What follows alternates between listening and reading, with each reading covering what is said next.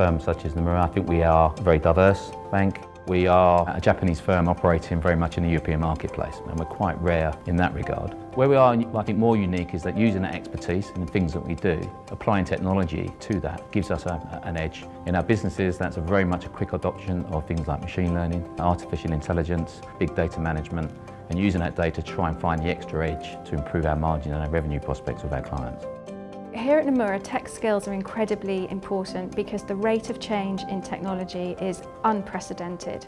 So what we prefer to do is to develop the staff that we have here, that we already know can do an excellent job. We give them the opportunity to upskill and move into teams where they're working on digital change and digital transformation projects. Naturally, why we're using Pluralsight is that our staff are going to be people that are going to get us to keep us competitive, can help us deliver our business objectives and our strategy. So we have teams across the world, all with cultural differences, all with language barriers. It's important that we deliver a set of consistent platforms across to all those users so that they can communicate effectively and quickly. And we use two things. People can go in and choose their own courses and do their own curriculums. We also set up our own channels, so we have a consistent baseline of skills that we have. It's not just developers who are improving their tech skills across the company.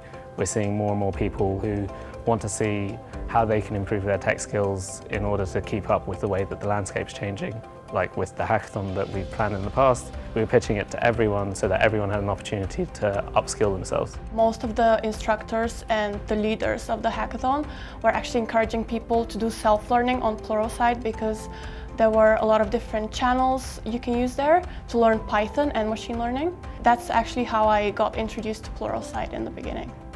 In the division within technology, there was an appetite for learning and developing people and upskilling them in certain areas such as cloud, automation and testing. Cloud is a very new function at Nomura. The cloud strategy we have encompasses of a hybrid strategy, and that means that we have an on-premise cloud solution, which is our private cloud, on top of a public cloud with our vendors such as AWS to help facilitate some of the public cloud use cases we may have. It allows you the best of both worlds to tap into the two.